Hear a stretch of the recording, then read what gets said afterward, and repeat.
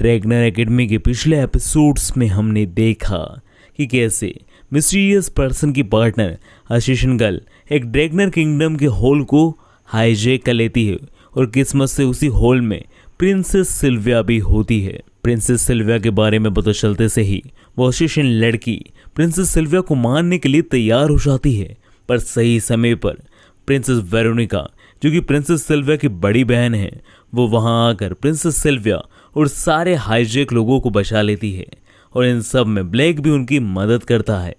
और अब हम देखेंगे कहानी में आगे। ड्रैगनर एकेडमी के एपिसोड नंबर 7 की स्टार्टिंग में हम एक डरी हुई सहमी हुई लड़की को भागता हुआ देखते हैं और फिर हमें कुछ देर बाद पता चलता है कि ये डरी हुई सहमी हुई लड़की और कोई नहीं असल में इको है और इको ड्रैगन टैक्टिकल्स से भाग रही होती है और जहां पर वो अजनबी ड्रैगन टैक्टिकल्स इको को पकड़कर उसे खाना चाहते हैं।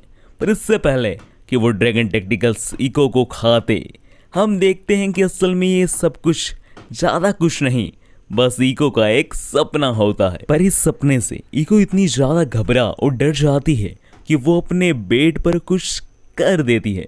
हमें नहीं बताया जाता है कि उसने क्या किया है और उसने जो किया है वो तो हमें एपिसोड में आगे पता चल ही जाएगा। और इसी सीन के साथ हमारा सीन शिफ्ट होता है और हमें मॉर्निंग का सीन दिखाया जाता है जहां पर हमें इको को बहुत ज़्यादा शर्माया हुआ और ब्लश करते हुए देखते हैं। और जैसे ही थोड़ी देर में ब्लैक की नींद खुलती है तो वो इको से पूछता है, आखिर आज तुम इतनी जल्दी कैसे उठ गई? यानी तुम तो थोड़ी लेट उठती हो, मुझसे भी लेट, और आज तुम इतनी जल्दी कैसे उठ गई? यह सुनते से ही इको शर्माते हुए अपने बिस्तर को छुपाने लगती है। यह देखकर ब्लैक समझ जाता है कि इको ने अपने बिस्तर पे कुछ ना कुछ तो किया है। इको को ये सब हरकतें करता हुआ देखकर ब्लैक इको से कहता है कि तुम शर्माओ मत, मुझे क्या है देखने दो, मैं पक्का कुछ नहीं करूँगा या फिर नहीं हंसूंगा। ब्लैक की यह सारी बातें सुनकर इको को शुरुआत में तो ब्लैक से विश्वास नहीं होता और वो हिचकिचा रही होती है, पर थोड़ी देर बाद इको बड़ी ही क्यूटनेस से ब्लैक को मंजूरी दे देती है उसके बेड को चेक करने के लिए। और जैसे ही ब्लैक बेड का ब्लैंकेट हटाता है तो वो वहाँ पर देखता है कि ज़्यादा कुछ नहीं, बस इको ने बेड पर टॉयलेट कर दी है। यह देखकर ब्लैक इको से कहता है, मुझे सच्ची बता रहा हूँ हंसी तो नहीं आ रही है, बट क्या सच में ड्रैगन्स भी बेड पे टॉयलेट करते हैं?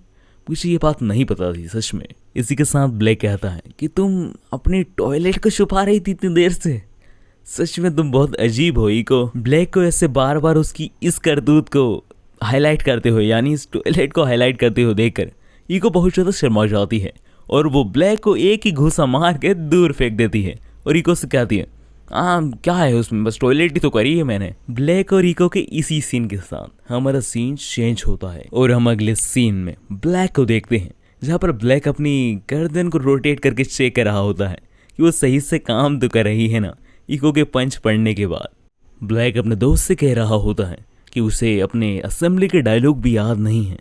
आज उसके साथ पता नहीं क्या होने वाला है क्योंकि उसने पिछले कई दिनों से बस इको के साथ ही समय व्यतीत किया है और बस उसके साथ ही ट्रेनिंग की है। उसने असेंबली और स्कूल की रिगार्डिंग कोई प्रोग्रेस की ही नहीं है पिछले कुछ दिनों से। ब्लैक की इन सारी बातों के बीच में हमारा सीन शिफ्ट हो जाता है और हम अगले सीन में स्टूडेंट काउंसिल का सीन देखते हैं जहाँ पर सारे लोग कुछ बातें कर रहे होते हैं एक नई लड़की के बारे में। यानी इस स्कूल में एक नई लड़की आने वाली है, उसके बारे में सारे बच्चे बातें कर रहे होते हैं और इन्हीं सारी बातों के बीच में स्टूडेंट काउंसिल की प्रेसिडेंट यानी रिबाका ब्लैक को बुलाती है और कहती है, ब्लैक ऐश जल्दी से जल्दी स्टूडेंट काउंसिल के ऑफिस में आ जाओ। ब्लैक का ऐसा सेपरेटली नाम सुन के वहाँ के सारे लोग हैरान हो जाते हैं। सो गाइस इसी क्लिफ हैंगर के साथ कि आखिर रिबाका ब्लैक को पर्सनली कैसे जानती है, हमारे ड्रैगनर एकेडमी का एपिसोड नंबर 7 का पार्ट 1 यहीं पर खत्म हो जाता है।